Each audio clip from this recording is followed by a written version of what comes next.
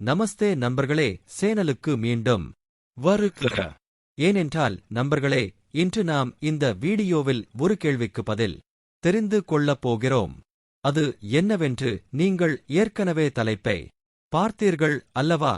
மிகவும் புத்திசாலியான குழந்தை எந்த மாதத்தில் பிறக்கும் என்று உங்களுக்கு தெரியுமா? நண்பர்களே, நீங்கள் தெரிந்து கொள்ளப் போகும் இந்த தகவல் நீங்கள் எத்தனை புத்தகங்களில் தேடினாலும் உங்களுக்கு கிடைக்காது. இது எந்த வகையான ஞானம் தொடர்பான தகவல் என்றால், இப்போது புத்தகங்களில் காணப்படாத தகவல் மட்டுமல்ல. இந்த தகவல் சில 1000 ஆண்டுகளுக்கு முன்பு நம் ரிஷிகள் முனிவர்கள் குகையில் தனியாக இருந்த காலங்களிலும் அவர்கள் தவம் செய்த காலங்களிலும் மிகவும் கஷ்டப்பட்டு நூல்களில் சேர்த்த அரிய தகவல்கள் தொடர்பான ஞானம். ஆகவே இந்த வீடியோவில் சொல்லப்படும் தகவல் முற்றிலும் உண்மை மட்டுமல்ல, மிகவும் துல்லியமான ஆதாரங்களுடன் சொல்லப்பட்டுள்ளது. ஏன் என்றால் மனித நலனுக்கும் மனிதனின் நல்வாழ்வுக்கும் இத்தகைய அறிவு மிகவும் அவசியம் என்று அவர்கள் இத்தகைய தகவல்களை நூல்களில் சேர்த்துள்ளனர். ஆகவே நண்பர்களே, இந்த வீடியோ மிகவும் தகவல்களை கொண்டதாக இருக்கும். எனவே வீடியோவை ஸ்கிப் செய்யாமல் முழுமையாக பார்த்தால் மட்டுமே இந்த அறிவை முழுமையாக பெற முடியும். ஏனென்றால் நண்பர்களே, எப்போதுமே முழுமையற்ற தகவல் முழுமையான அறிவை அளிக்காது.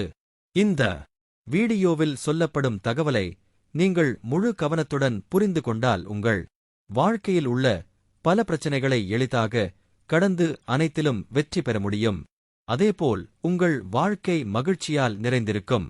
குறிப்பாக உங்கள் குழந்தைகளின் எதிர்காலமும் மிகவும் நன்றாக இருக்கும்.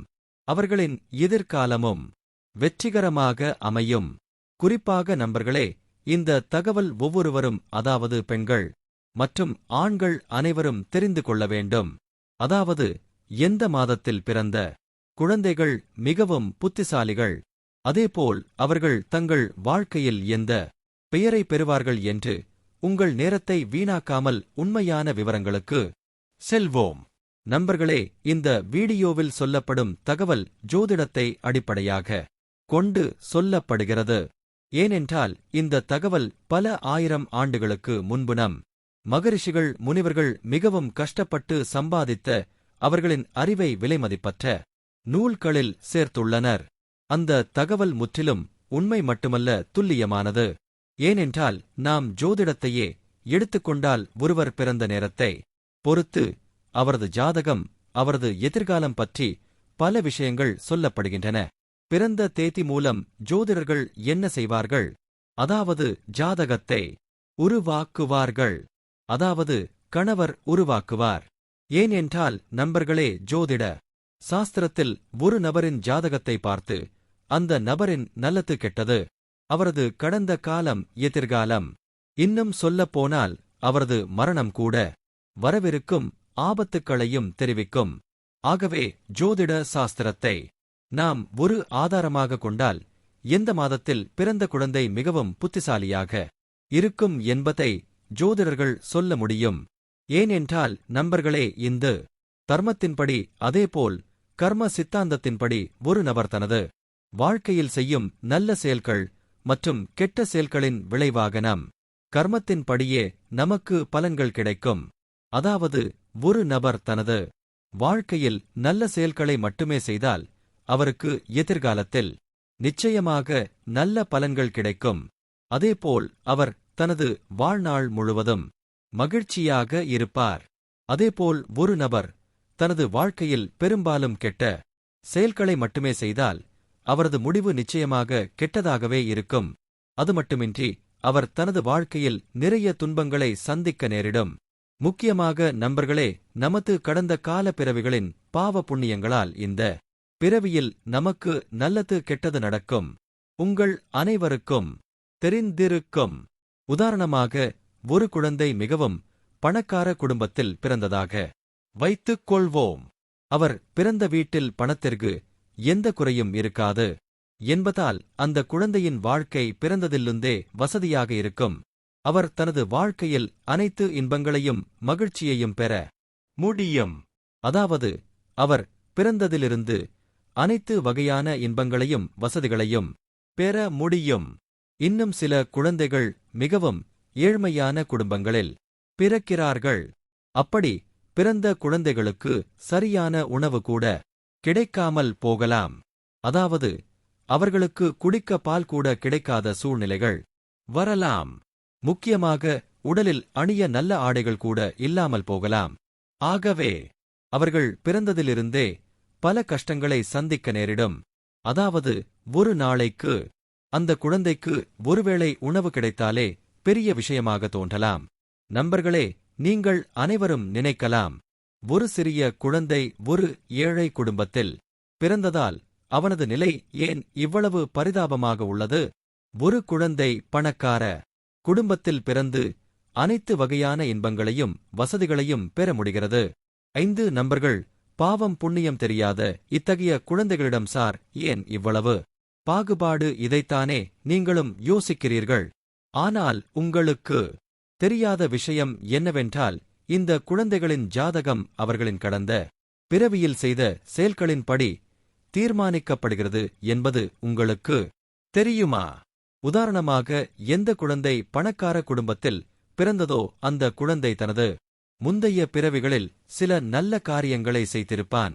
அதனால்தான் அவனுக்கு அடுத்த பிறவியில், அதாவது தற்போதைய பிறவியில் இவ்வளவு நல்ல வாழ்க்கை பிறப்பிலேயே கிடைத்தது.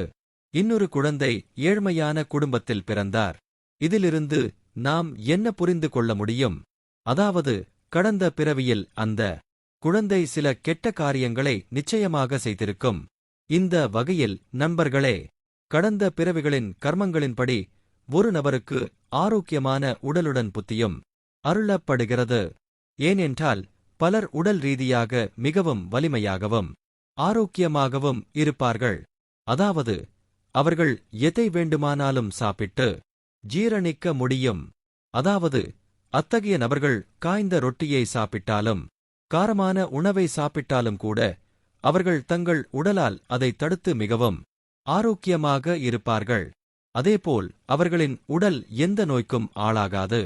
மறுபுறம் எந்த வகையான நபர்களும் இருப்பார்கள், அதாவது அவர்கள் எப்போதும் நோய்களால் அவதிப்படுவார்கள். அவர்களின் உடலை எப்போதும் நோய்கள் சூழ்ந்திருக்கும். அவர்கள் எவ்வளவு நல்ல உணவை உண்டாலும், எவ்வளவு விலை உயர்ந்த சத்தான உணவை உட்கொண்டாலும் அது அவர்களின் உடலுக்கு ஒட்டாது.